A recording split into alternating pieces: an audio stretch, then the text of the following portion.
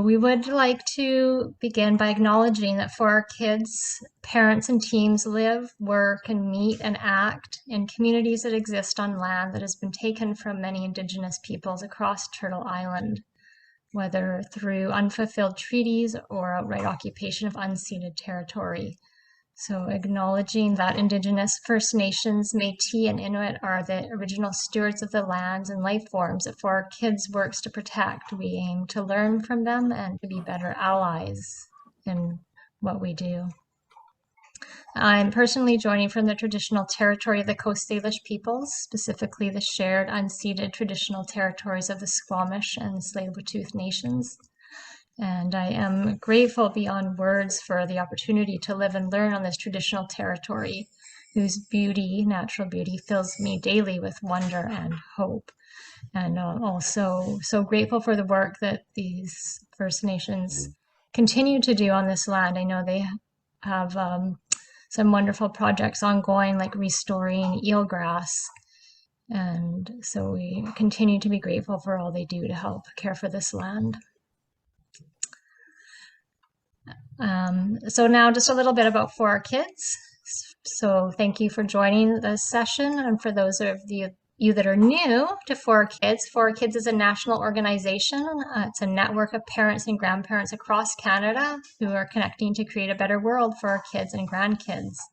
We're almost entirely run by volunteers, and there are local chapters in different communities, and each of those chapters is self-organized and doing what the members of that chapter feel is most helpful in their region to address climate change. So this event is being co-hosted by our North Shore BC chapter, which I'm a part of, and since November 2020, our North Shore chapter has been doing a monthly, we call it Meet the Expert series, to provide an opportunity for our community members to learn about environmental topics and connect with some local experts and understand what we can do to take meaningful climate change action. We thought this topic of climate hope was so important to all of us across Canada that we coordinated with our national organizers to plan this event and spread Ellen's message of hope as far and wide as possible. So we're so glad to see so many of you here. I know that you'll be able to share this with others in your community and in your chapter too. So after Ellen's presentation and discussion, Natalie, one of our national organizers who's here, will just tell you a little bit more about For Our Kids and how you can become involved if you aren't already. And we'll also put our contact details in the chat.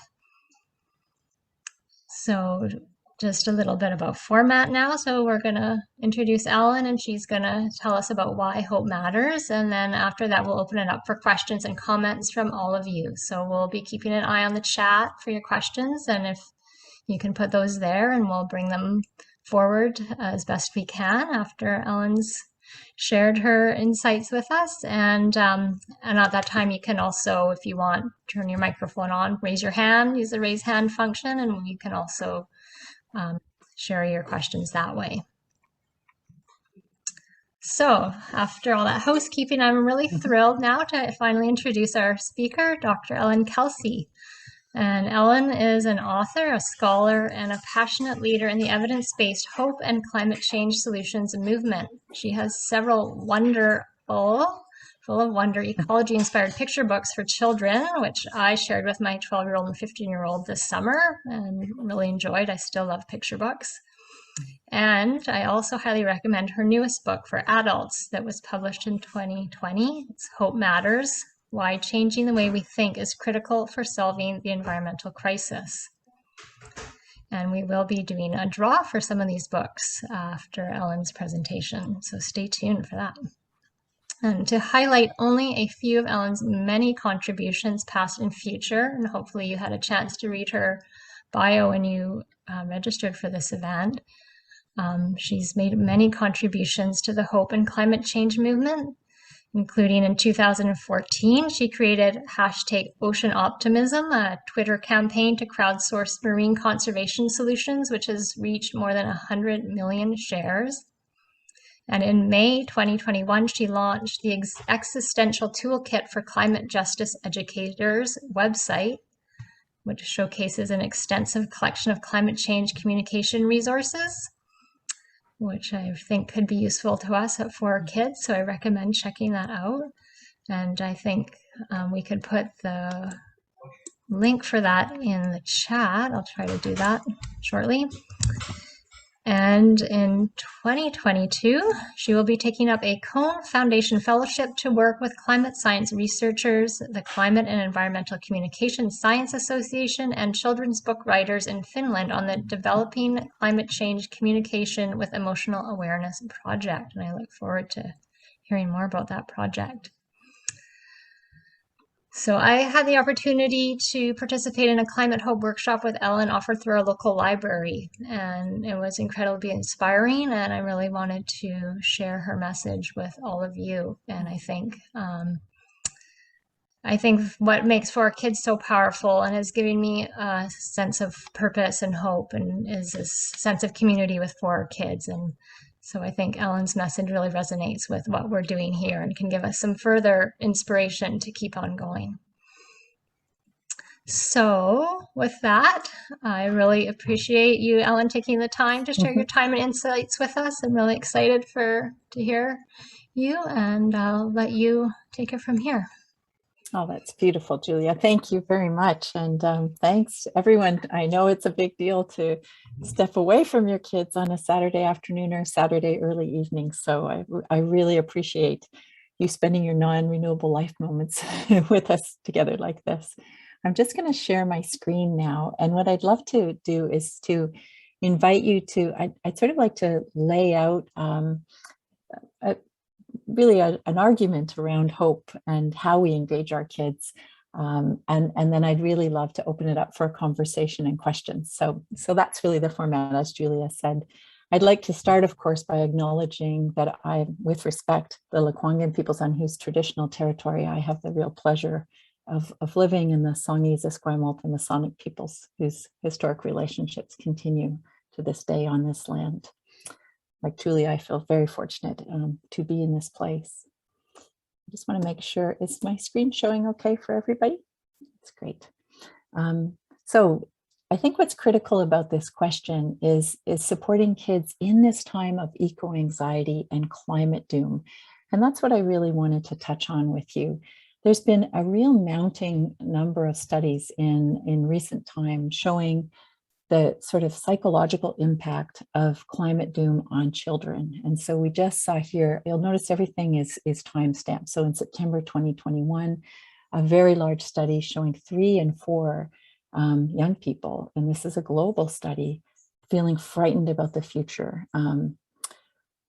In 2021, we saw another study. In this case, it was of across 10 different countries, looking at kids between the ages of 16 and 25, and really showing a profound impact on the way that they're feeling about their own lives and the future of the planet. Some work that I've done, and I just want to highlight it here, is I often work with high school students and university students, and I ask them always, how do they feel about the environment rather than how do they think about the environment? And you'll notice here on the left, the kinds of words that kids, in a safe classroom say when you ask them how they feel are very similar to a study over here on the right, which is how crisis reporters report feeling while they are actively reporting on things like earthquakes or famines or school shootings. And I just want to point out the strength of the feelings that in both cases people are expressing. So these feelings kids are having are really strong. I think what's really key here to pay attention to is this fatalistic perspective. So a sense that the future is already ruined, and that is the future they're moving into. And what I'm hoping to do today is to challenge that fatalistic view, because I think as parents, there's a lot of positive work we can do in this area. Ellen Field, who's a wonderful researcher at Lakehead University, just did a massive study across Canada looking at students between grade 7 and grade 12. And what she found is the students are really aware of climate change. They really know that it's caused by people. And 46% of them think there's nothing we can do to change it. So this feeling of disengagement or disempowerment or helplessness is very strongly felt. So one of the first things I think as parents we can do is really recognizing that these feelings are strong and widespread, and letting kids know that other kids also feel these things, and creating safe spaces for them to share those feelings. And by that, I mean the whole range of feelings they have. They may be very angry, they may be very worried, they may feel, grief stricken, or they may feel very inspired. But really finding that. And as Julia so kindly said, uh, just recently, I co-created this existential toolkit with an international network of academics and practitioners. And if you hop onto it, you'll see lots of different examples of ways of sharing feelings and thinking about climate justice, and lots of different ways of experiencing places to raise our voices in a supportive way. I think another really great way of supporting kids through those feelings is by focusing on our interconnections between kids and nature and ourselves. Um, this particular book that came out last year, Alas Goodbye, what I was doing here is paralleling the ways that other highly social, highly intelligent animals like gorillas and elephants and things like that, how they support one another at times of death, and how they process grief. And all of these are based on first-person interviews with scientists, but exploring sort of the complexity of feelings that we have around loss, and paralleling other species and ourselves. In You Are Stardust, what I'm trying to get across here, and what I hope as parents we're able to get across, is this idea that we just are nature. So even if your child is sitting in a car seat and going through the middle of rush hour traffic, they're still nature. So in this line, your breath is alive with the promise of flowers. Each time you blow a kiss to the world, you spread pollen that might grow to be a new plant. That's based on interviews with palynologists who were telling me that it's not just bees and butterflies that are pollinating, but we are too. We're also pollinators. And what a neat idea to think about. And this idea of friendship. You know how it feels to be a good friend, and so do other animals. Bats and sperm whales get their friends to babysit. Elephants remain best buddies for life. You, me, birds flying through the rainforest, we're all connected. We're all nature. So really celebrating that connection. And one of the easiest ways to do that is to just be outside together in as much ways as you can. Mounting evidence, talking about the benefits of being outside in nature from a health perspective, from a mental health perspective, from an emotional health perspective, lots there. So I myself, I do almost all my writing outside. I have ducks, which you might see in the background, and honestly, having them gets me outside more. I do most of my eating outside. I shower outside.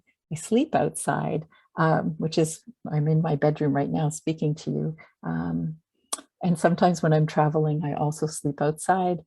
Here I am encouraging some friends to sleep outside with me in California. And when we did so, we were treated to being able to see these recovering condors flying right over our head, which was a real treat. I also try and do all of my teaching outside. And that's something I know many of you as parents will be encouraging your teachers to do. And many teachers are doing a lot more of it since COVID started. Here's some students I work with at Royal Roads University. So all of these ways that we just make being outside part of our everyday life. And as Bonnie Henry here in British Columbia talks about, it's also really good for us in a time of COVID. Reason I think being outside and feeling these connections to nature matter so much is there's a lot of research, like the Stanford Mind Body Lab is showing us that subjective beliefs actually impact objective reality. So how we feel plays out in terms of what actually happens. And here's a very interesting study that just came out in January of this year, talking about how if we believe that the COVID-19 vaccine will work, on average, there's a higher immune response then. So our beliefs actually have an impact on our immune reaction to the vaccine itself. And our feelings are based really in the reality of situations and on our thoughts and beliefs and our mindsets and the way that we communicate. And that's what I wanted to touch on now. Because when it comes to this feeling of climate doom, there's a strong reason why kids and adults are really feeling this eco-anxiety. And that's because of the way that we portray climate change in the media and in our classrooms and in the way that we talk about it. So almost all the news that well, let me rephrase that. The number one way most of us learn about the environment is through the media, whether that's social media or more traditional mainstream media. And almost all of that media is in a problem identification. And of course, these are urgent and crucial issues. But the point I'm trying to make is we almost always hear about them in this sort of problem standpoint. In fact, there are researchers who study how climate change is communicated. And what they've come up with is this really consistent finding that problems caused by climate change are deemed much more newsworthy than solutions. So almost all that you'll hear about climate change is in a problem identification. Now that's important, but it means this, that when you just focus on doom and gloom, it ends up leaving people believing that nothing positive is happening and there are no entry points for them to do anything about. So it can actually be very disengaging when you only hear about problems. It leads to hopelessness. And there's a group called the World in Data, which is out of Oxford University, that's been tracking the global rise of cynicism and tying it to the ways that we hear about in the media our problem identification. Now, I just want to underscore this because a lot of times people fear that if you talk about hope, you'll somehow be creating complacency. That people, like if you talk about things that are moving in the kinds of directions we need them to go, that people say, oh, everything's okay. Well, it turns out in the psychological literature, there's a much stronger tie between hopelessness and feelings of apathy or disempowerment, or like there's nothing that can be done, like those earlier surveys were showing. Whereas hopefulness doesn't cause complacency. It actually causes us to feel much more like there's something we can do. It empowers us. Added on to all of this is the fact that we are now in this 24/7 media environment in which you'll see doom scrolling, for example, was a word of the year last year, people looking from one bad news story to the next, and it really focuses our attention on the problems. Now, I think that's the reason we've been so focused on talking about climate as a problem is this. We really knew that we had an issue of trying to raise climate awareness and people's concern. We were just trying to get the word out. But there have been many more studies in the last 5 to 10 years that show, in fact, people are very aware of climate change now and very concerned about it. So this whole climate denial piece has really shifted. Although it still exists, a bigger problem now is the sense of climate doom, that it's fatalistically already forecasted and there's nothing that can be done about it. Ironically, sometimes when we feel these things are hopeless, it can also cause what psychologists call terror management theory. And in terror management theory, we try to self-soothe by holding on to things that make us feel like our life will, keep going. And one of the ways we express that in our consumerist society is by shopping more. And so there are psychologists who say, wow, the more we talk about problems without talking about solutions, we're actually contributing to hyper-consumerism, which is what, of course, we don't want to do. So when we look across the psychological literature, fear and shame have been the primary ways that we've tried to engage people with the urgent issues of climate change. And yet, what really holds us in terms of what psychology tells us about how we engage, it's things like compassion and empathy and relationship and meaningful purpose and feelings of pride. When we have those at play, we're much more likely to stick with very difficult things. We end up what Tony Lesowitz at Yale University calls is this hope gap, this space between people's now very strong fears about climate change and their feelings of powerlessness to do anything about it. So this hope gap is sitting there. And what I think is so critical about evidence-based hope is it's a way of dealing with that hope gap.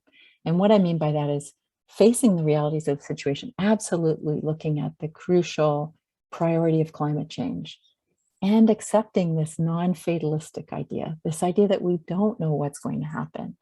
And by looking at time-sensitive, evidence-based things that are actually happening and trends that are really at play already that we want to be amplifying. So there is other research such as this, which shows those who have a really good knowledge about how the world has changed are much more optimistic about what we can achieve.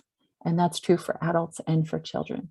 So another great thing as a parent is to actively seek out evidence-based solutions that are happening in the issues that your kids are really concerned about. So whether that's sea turtles being caught in plastic or whatever that is, it's moving beyond the problem only and looking at what are people doing? What are they putting in play that is already having a positive impact? So some of the places you can find those solutions, because that's probably what you're wondering, there's been a real rise in the last decade of something called the Solutions Journalism Network. And what solutions journalism is doing is it's looking just as rigorously at problems and just as rigorously at solutions. And so if you go on the solutions story tracker, you can look through all kinds of articles on a huge range of subjects, and it's very easy to sort. It has lots of different kinds of filters. And again, here, solutions-based news articles have create a stronger, indicated desire for potential engagement. So people have a stronger sense of engaging with the issue because they can see some solutions they can engage around rather than just being concerned about the problem. Hashtag ocean optimism, as Julia so kindly mentioned, is another great way of looking at crowdsourced examples. And now there's Earth optimism, which is run through the Smithsonian Institution. There's conservation optimism. There's a whole number of these that have migrated now into Instagram and other platforms, wherever you're most comfortable. There's just some of the ones that I follow on a regular basis. And the Beacon, for example, which comes out of GRIST, which is a not-for-profit organization, news organization that's very focused on climate change solutions. I know this is recorded, so you'll be able to look back through and see some of these. Project Drawdown is another one that is, it's a big data collected site that looks at what are the major things that we can do collectively to have the biggest impact on climate. And if you look here, refrigerant management is the number one thing. Now you might say, what does that have to do with me or my kids? Well, I think it's really interesting that in fact, these chemicals that we use in refrigerants, we do have a group who's now been working on this issue for the last 5 years. It's the Kigali Agreement that's looking internationally. And we just saw on May 4th, President Biden moving forward with refrigerants in this particular case. And I think it's helpful to know that that same group that for 5 years has been working on this number one issue is the same group that has had such tremendous success with dealing with the ozone hole. So a group that's been active for multiple decades has now taken on this refrigerant thing. So again, these are crucial issues. We need to be pushing for them, but it's helpful to know that this action is in place and that people are moving around it. And it tackles this issue of the starting line fallacy. So a lot of times when we talk about the environment, we say, if we do this, then this will happen. And when we speak like that, we create the sense that all the hard work lies ahead. Whereas if we sort of practice saying, because people have collectively done this, because people were collectively dealing with the chemicals that created the ozone hole problem and succeeded in dealing with that problem, then we have this movement going along to these refrigerants, which is so important. So it's really changing our language to look at what has happened and where it's going. And I think a beautiful example of this, and I just heard earlier that your group was really motivated by the climate change marches that happened in 2019. We know that these were the largest protests to happen around the world. And what many people hadn't heard is that as a result of those climate change marches, by 2020, 1 in 10 people on Earth now lives in a place that has declared a climate emergency. That's a tremendous impact of these massive changes, massive movements. So this is one point that I'm really trying to say, is that we don't see change because we keep hearing media that focuses only on the problems. So for example, when President Biden came into office, I just want to underscore that the number one thing he did was, on his first day in office, was rejoin the Paris Accord, the climate change accord. And why I think that's so significant is that he was entering a country that was massively divided, right? Politically divided. And the reason he's choosing climate change is because now concern around climate change has moved so much to the middle, it's seen as a unifying force. So not only is that a positive from the standpoint of the climate change agreement, but it shows how our ideas about climate change and our commitment to it is collectively moving. We see, for example, many people were worried that when COVID hit, we would lose interest in climate change. And we were in what they call a media eclipse, where you mostly only heard about COVID. But it turns out that, in fact, climate change stayed as high a concern or increased during COVID-19. So actively looking for these positive trends and sharing them with your kids. I used to always look for my examples in science pages, and now I look much more in financial pages, because we see that movement of interest and concern around climate change playing out in terms of what investors are demanding of companies, what they're demanding of their banks, how we see the World Bank now putting values on natural ecosystems, in other words, these nature-based solutions. We see major companies joining onto the Paris Accord, but agreeing to meet those commitments 10 years earlier. We see things like this back in 2020 of October, where renewables eclipsing fossil fuels. Close to where I sometimes live in California, Petaluma, California, banning gas stations. So they're not allowed to add any new gas stations, and with the gas stations that they have, they can only now add chargers, no more fuel pumps. And we see China, for example, just in the last month, making these kinds of declarations. Oops. And a lot of movement right now around flying. A lot of people during COVID, of course, haven't been able to fly. And statistically, people talking about when COVID's over, really wanting to think about climate change in the way that they move around. Bicycling, you'll know, has had a tremendous rise during COVID-19. And commitments around reaching net zero carbon. So back in 2019, 77 countries signing on to that. And here we are in 2021 with 137 countries signing on. So again, we need to push to talk about what that means. We have to be vigilant about what that means. But what I'm trying to show is a trend in awareness of the importance of it and the commitments to it. And these are all areas that I follow, touch on in Hope Matters. But these are all areas where we're seeing a lot of movement going in the kinds of directions we need them to be going in, and where we want to help kids see their engagement is moving in those directions. I think one of the other things is really pointing out our own agency or our capacity to do things and resilience of ourselves as parents and as kids and as other species. So there are 8.7 million other species on Earth. And a lot of times we just talk about people. And so we worry about, what are people doing? But there are all kinds of things that are going on. So in Wild Ideas, this book was focused on the idea that animals have to creative problem solve all the time, just like we do. And in the case of humpback whales, for example, they do this incredible bubble netting. So it says 12 humpback whales blow a fine net of bubbles to trap tasty fish, pop, pop, pop, gulp. Well, part of the reason humpback whales do this is that, according to Fred Sharp, a humpback researcher, they are amazing social networkers. They're very intelligent. They learn from one another. They adopt new things very quickly. And that's why many researchers think humpback whales are making such a big comeback. In every population but two, it's been in a real upward momentum. And just yesterday, we heard 21 humpback whales, the highest number ever spotted off of the coast, just here between Washington State and mainland BC. So, 25 years ago, not seeing any whales, and now hundreds and hundreds. These rebounding whale populations, because it's not just humpback whales that are recovering, there are a number of other species and populations of species that are recovering. They're very good for the ecosystem. They move the water around, and it's led the International Monetary Fund to estimate the value of a whale in terms of its value for climate change.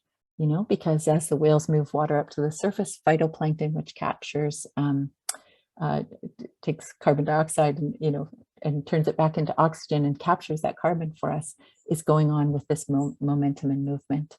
Another area where we see a lot of positive change is in the establishment of protected areas. And so back in 2009, I worked on a project to try and convince then former President George Bush, as his final act of office, to declare the world's largest marine protected area. Due to a lot of people's hard work, that happened. And I'm happy to say that it is now something like the 12th largest marine protected area. So ecosystem scale marine protected areas that are going on. Here we see May 2021.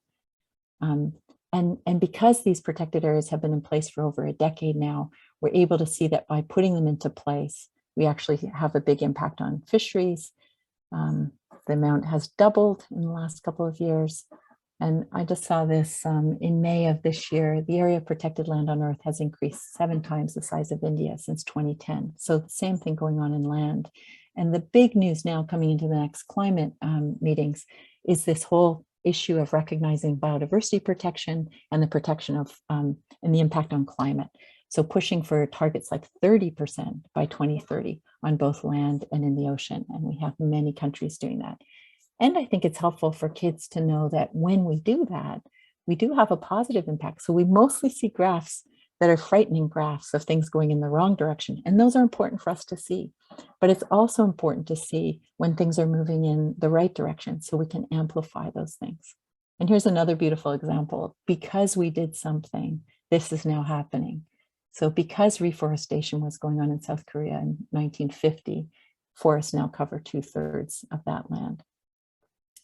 One of the ways we'll reach that 30% goal is not only through protection, but through ecological restoration and helping kids to see rewilding projects, places where things are moving to repair. And here in Canada, I think it's extremely exciting to look at all of the national parks that have been created in the last 10 years have either been led or co-led by First Nations. So that really changes how we think about what is a park and what is our place within a park. And more studies looking at things like this. So hope really for me lies in the capacity of stories to transform. And I think one of the really big issues we face is because we have the sense of climate doom, we kind of assume things are always going worse. And therefore we don't bother to look to see if they're going in more positive directions. And I often joke that, if we're talking about politics or sports, we would never not look at the most recent information. But when we're talking about climate change, we often don't. One other thing I just wanted to touch on is that almost 42% of the entire world is 25 years of age or under. And I think it's really great to talk to kids about the fact that they are the biggest demographic. And that if you look across socioeconomic levels and across countries, two big values that come up over and over again are social justice and climate change. Those two things are hand in hand. And that youth climate activism is really youth climate justice activism. And it's about transformation, not just sustaining, but really changing. So I've had the pleasure recently of working on a project for really young children, which looks in this futures identification way through a chicken who's moved into the future and comes back to tell us the kinds of things that have moved in the directions we want them to. There are also a number of student guides created by students about the climate crisis. And I just put here an index from one that I really like from Manchester. The city of Manchester has adopted this as their climate guide. And you'll notice the things these students are focusing on, like allyship and self-care and emotions like grief. So in addition to the kinds of information about climate change, they're really paying attention to our emotional needs, which is right where we started. The other thing you'll notice with climate justice youth activists is this real mashup, a wonderful mashup of art and science. And it's a perfect time for it because we know that crafts and art have really increased during our time through COVID. For example, here's knitters who are getting together. Here's a wonderful project called #ShowYourStripes, where you can put in information about where you are and see an actual visual representation of temperature rise, but you can take it then and use it on anything you want to use it on. So you can use it as a way of making an activist statement or knitting yourself a scarf or whatever way you want to. We also see a lot of youth using singing. So the Sunrise Movement has been very effective in its political action by singing its way into the kinds of climate and other political issues it's interested in. And here's just some examples of student projects, working on Snapchat or Instagram, or making artwork pieces, all different ways of expressing themselves that are different than writing letters, really presenting a Hope Matters playlist, for example, the kinds of music that might feel encouraging. And then lastly, I just wanted to touch on, really encouraging kids to find their own environmental identities. And at the beginning of this, when I first gathered here, just before all of you came on, we were talking about this group is really around this idea of we each bring our own voices and we are collectively powerful because of them.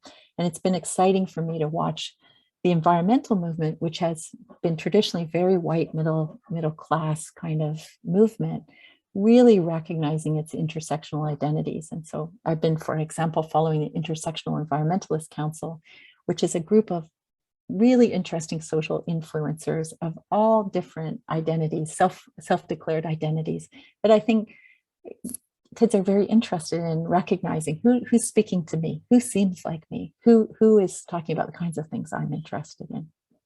And we even see scientists for the first time ever in May of this year giving a species a gender neutral scientific name, another form of activism of talking about what matters to that person. So for me, hope is not complacent at all. It's a political choice. It's not about sitting back and saying things are fine. It's about recognizing where things are moving in the directions we need them to go and amplifying those. Last thing to say is that emotions are contagious, both face-to-face and online. So when we doom scroll and we just put that in our own feeds, we are actively seeding that kind of climate doom. And when we focus on things that are moving in the directions we need them to go, we are very effective. So spreading hope is really an important way of dealing with the eco-anxiety that kids are feeling and with really moving forward with the ways we want the world to be moving. I'd like to stop there and see if there are any questions, but just before that, I also, here's an activity that comes out of the Existential Toolkit. I love this activity. If you think about solutions that you are aware of, you can either toast someone who happens to be on this network call right now, you can hail someone who's not here, but whose actions you want to call out, or you can boast something that you're doing. And so if anyone feels like toasting, hailing, or boasting, in addition to asking questions or sharing comments, I'd really welcome that. So I'm going to just hop off here when we're sharing, and we can move to some questions. Thank you so much, Ellen. I always feel so inspired, just like after I read your book with all that positive news. It just really boosts me up. And then to have all those practical ideas of how to share this with our kids, it's really helpful. So thank you. And I look forward to hearing the toast, host, or boast. Is that right? Yeah, exactly. Toast. And I always get them mixed up, but you've got the idea. You can do it however you like. Yeah, does anyone have any they might like to share? I see, Sarah, you've got your hand raised. Oh, actually, you know what? I'm going to stop for just a moment before we share because I forgot we have our book draw. So before we start that, we just wanted to announce the winners of our book draw, just in case anyone might need to leave early or something. So we have 3 books to share, and Lala, our For Our Kids National Organizer, has done a random draw just as we were finishing up Ellen's presentation. So I can announce the winners now. So first we have Lynn from Surrey for Future. And our second winner is Sharon E. And our third winner is Karen Robbins. And Lala will send each of you a direct message to get your information. So congratulations. And I know that you'll love that book as much as I did. Thank you. Okay, so thank you, Sarah, for your patience. If you want to go ahead and share your...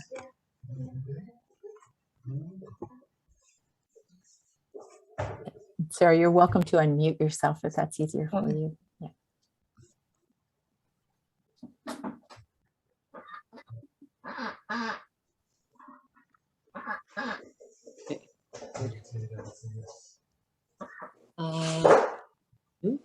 I'd like to give a toast to Ruth Simons, who is sort of part of the organization that made the House Sound Biosphere happen. And she's going to be giving a presentation on Monday evening at 7 p.m. online. I met Ruth 3 years ago, and I attended a meeting where they were explaining the whole project. And I had hope, and now the hope is happening. And you mentioned that. Thank you very much for your presentation, Ellen. I really learned a lot, and now I'm like even more hopeful than ever. And the 2 words that really came true for me was the unifying aspect of hope and the transformation that it can bring about.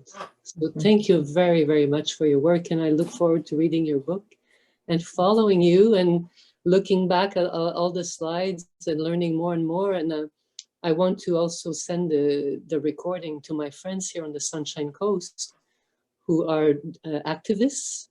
And I want to ask them, do you know about all this? You know, this is maybe the information you need to spread out, because there's a lot of, there has been in the last 2 years, students coming out of classroom to protest along the highway and bring awareness. But I think we're at another stage now from your presentation. You know, hope is the new way of looking at climate change.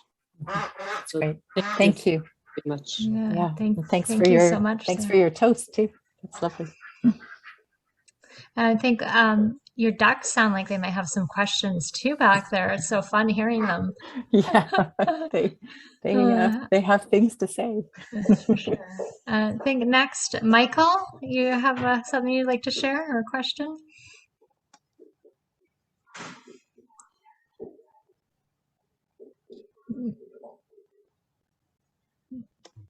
Michael Berger, if you want to unmute and share. Did you have something you want to share?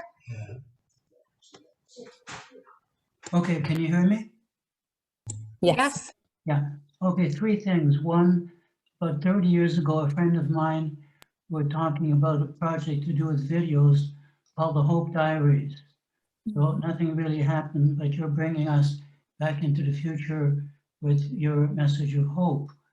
The second thing is, I heard the other day, and this is obviously something we all know, that bad news travels faster than good news, and conflict travels faster than hope and something that's positive.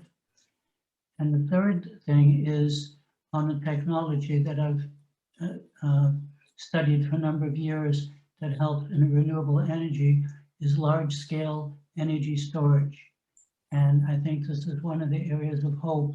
And we don't hear about it a great deal, but we hear a lot about infrastructure and electricity and renewables, and a problem with the wind and solar, that it's only effective at certain times, but there are large-scale technologies available. And so I just want to share that with you. Thank you very much. Thank you. Thanks so much, Michael, for all three of those. Thank you. Okay, thank you, Michael. A question from Catherine is wondering if you have had experience sharing this presentation in schools.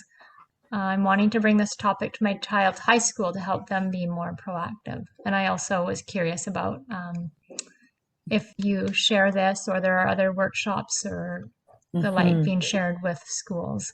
Yes, in fact, here on Vancouver Island, I'm happy to say the entire Comox school district has been really thinking about this coming from a evidence-based hope perspective.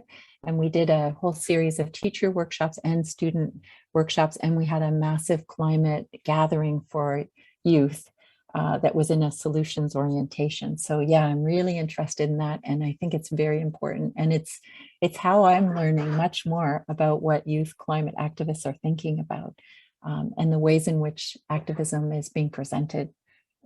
So yes, I'm very interested. I'd be happy to do more of that, and I think it's really necessary and good.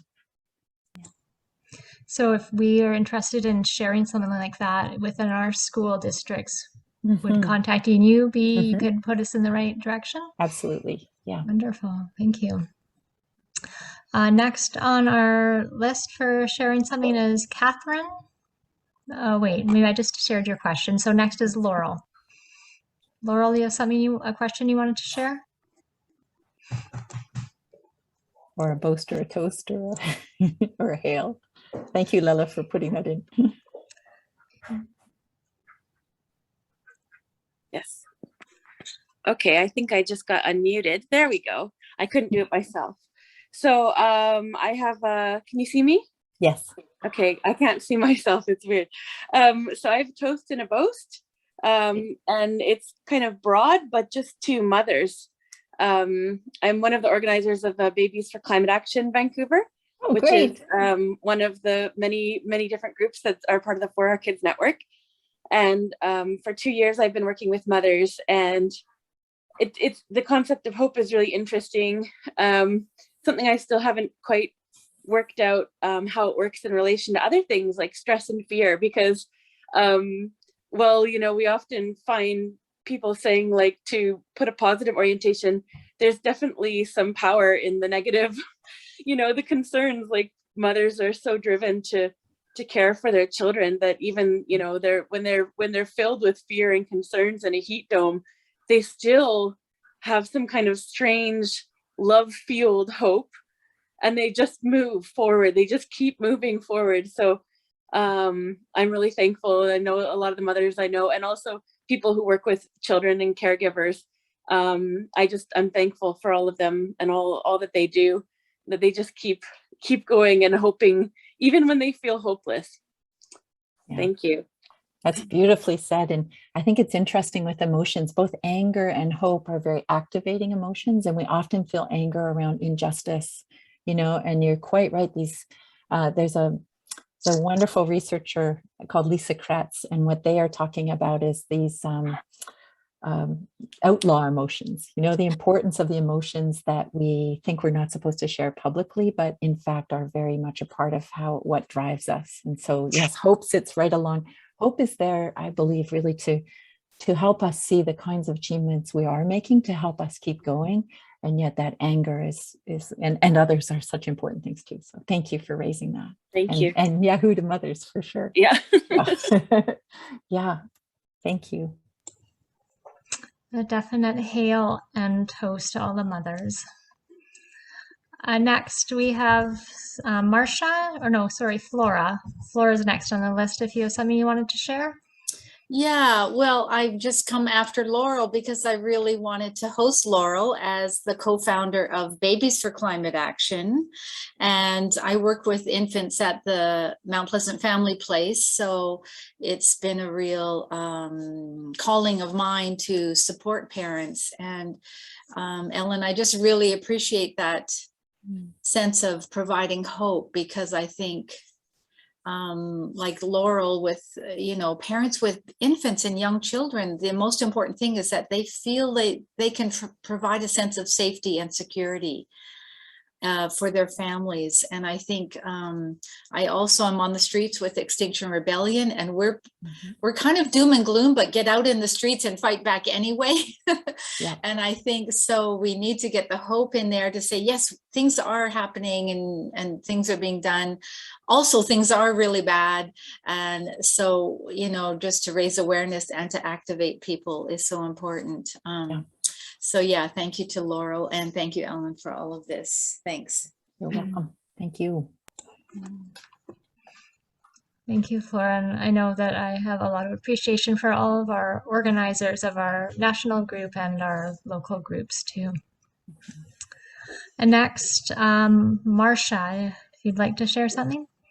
Sure. I'd like to toast Joe Kennedy, who's on this call, for being willing to dress up as a butterfly, wings and all, last Sunday in our Sunday service at North Shore Unitarian Church, and to talk about the concept of how important pollinators are with a multi-age group afterwards. And tomorrow, in the rain, some of the same people and others will be covering up a portion of the lawn so that we can look forward to our butterfly garden next March, which will be part of a network on the North Shore. So thank you, Jill. That's wonderful, wonderful. And I will say, monarch butterflies are one of the examples where people's small patch gardens collectively are having a big impact. Like it is the cohesiveness of many small acts making a big difference. And in Oslo, Norway, there's a whole route through the city for pollinators on green roofs. So it's part of an important movement. Thank you. And thanks to Jill. And thank you, Marcia. Great. Thank you for sharing that. I'm looking forward to seeing the lawn as a butterfly garden. Next up, Lorna, if you'd like to share something. And Celine, you'll be after Lorna. Yeah, thank you. So I just wanted to ask a question because I was, musing over hope and what that all means earlier today. And one of the things I was thinking of is how you hear so many kind of business leaders and political leaders. It's almost like cliche. They get to the end of their interview and they're like, and where do you see hope for climate change? And they always say, oh, I see hope in the youth movement. And I have a hard time with that because I feel like, well, that's not fair. You can't place all your hope on kids. And, it's partly why I got involved with For Our Kids is I don't feel like we should be looking to the youth to solving this. Like, I think their movement's been amazing, but it's not their job to fix the problem.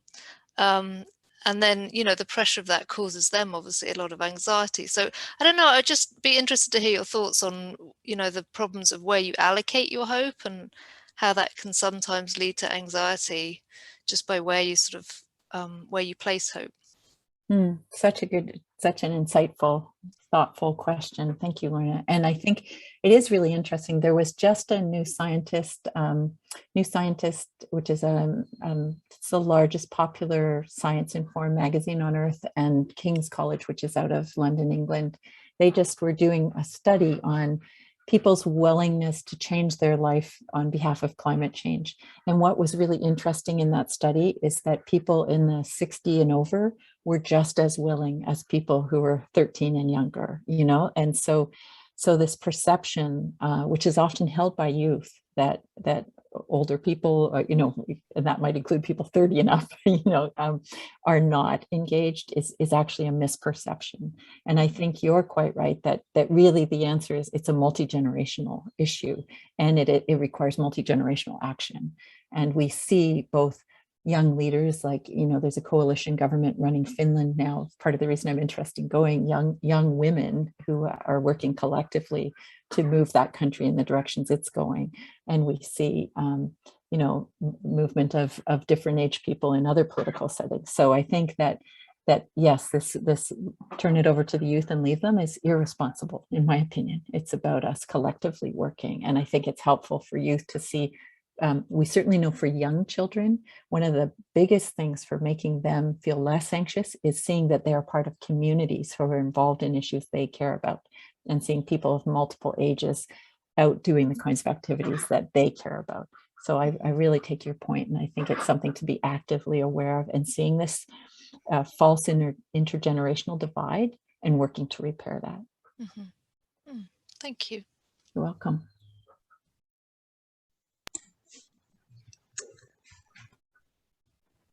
Celine.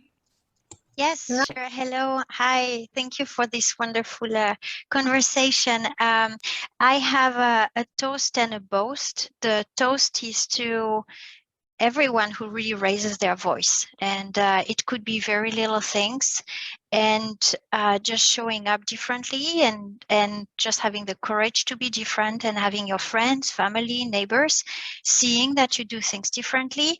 And one stretch goal is voicing it on social media. And it really does have an impact. I started on that journey through For Our Kids, being a member, and I started being personally, not just behind the logo, but as just on my personal media, be more vocal about my plastic-free journey, and how I try to live more closer to nature, and just avoiding plastic where I can. So it started with a July plastic-free challenge, and then providing just a few posts about alternatives.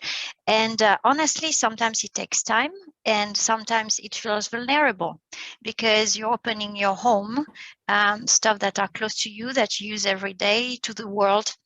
And you're on Facebook, and there's hundreds of people, and sometimes there's people you haven't talked to in ages. But now it's been months, and I have people, old friends from Ireland, from the UK, from France, from Australia, who say, hey, I want to use something that's better than this disposable. Do you have anything for me? Or, hey, Celine, I wanted to let you know, I've done this thing instead of that other. And I just want to say, sometimes it feels like our actions are a drop in the ocean, and it's overwhelming because we have such a small reach, but we only know a tiny bit about the reach we have. Now I know it's gone to several countries, and those people are doing this differently, and they're going to influence others. And just, it's basically a big toast to anyone who's voicing their care for the planet, how they want to be more in tune with living sustainably, and really not being afraid of doing that more. That's beautiful, beautifully said. And we know modeling, right? The things we do for the people who really relate to us is one of the most powerful things we can do as influencers. I tell you, I dry my clothes on a line, and I do it, you think I do it because I know it's environmentally better, and that's true. But I really do it because my next door neighbor, I adore her, and I couldn't help it if I didn't do it. So, you know, we influence those around us. That's beautifully said. And it's helpful to know over 190 countries now have either taxes or tariffs or bans or these kind of things around, starting with single-use plastic, you know, so much work still to be done. And this momentum really moving in the direction that you're leading. That's great. Thank you. Thank you. Thank you for sharing that, Celine. I do have a question from Lala. I just want to check in with Natalie, though. I know she wants to share. We only have 2 minutes left. She wanted to share some for our kids' contact information. So, Natalie, do we have time for another question, or should we wrap up? I can just quickly say I put in the chat already what I wanted to say, and I'm sorry it's a big blob of text. I was trying to edit it and it just got sent. But basically, if you're here on this call, thank you so much, Ellen. If you're feeling inspired and want to be part of hopeful activism, which is a huge part of what For Our Kids tries to do by inspiring our children and working together as parents and grandparents, then if anyone's on this call not yet connected to a team or wants to get more involved, please reach out to me. I'll put my email again there, but we also in the chat, but we also have a welcome call every month that you'd be welcome to come and have conversations like this with other parents. And I know personally that I find hope and the stamina to keep doing climate work by joining with other people. So that's really our theory of change here in this network, is we're stronger and more supported together. So I really invite anyone who feels inspired tonight to get involved more if you want to, and I can help you figure out how to do that. So thank you. Thank you, Natalie. So I do want to be respectful of Ellen's time. She's shared so much with us, and I think this hope can really be contagious through our groups. And Lala's question was related to Celine's, and it was just about encouraging us as parents to use our voices and share stories to inspire others, even if we think our stories are not significant. So I think maybe that's just something we can take with us to think about, unless, Ellen, you have any last words you want to say about that. Oh, yeah. And I mean, there are studies that look at, because there's often this debate about, does individual action really let large corporations off the hook? You know, this kind of tension that it's trying to blindside us. But what I find really interesting is there's lots of research that shows the collective accumulation of our individual actions is very powerful. We see it in plant-based eating, for example, which is the largest trend change going now in terms of food consumption, and is a very important one in terms of the planet. And that's really driven by all our individual actions, and then corporations responding to that demand and still holding corporations accountable. So in my own mind, both things really matter a lot. And organizations like yours, we are fueled by each other. Collective hope is truly a powerful thing. So it's been a real pleasure for me to meet some of you in your network and to talk in this way. It's very moving to me, so I appreciate it. And I wondered if I could just ask a favor, if someone could save the chat in the Zoom, I would love to read it. I just can't seem to do that when I'm talking. I'd love to read it. And if anyone has further questions or ideas, I always welcome that. So thank you so much for inviting me and sharing in this way. Thank you so much, Ellen. Can't tell you how much we appreciate it. And we will be sharing the recording, and we'll have the chat, and we'll also share links from the chat with our follow-up email with the recording. And I think this conversation will continue. So thank you. And I look forward to hearing about your upcoming project too. That's great. Thank you so much. All right. I'll think Thank of you, you everyone. in Finland. Okay. Bye-bye. Have everyone. a good night.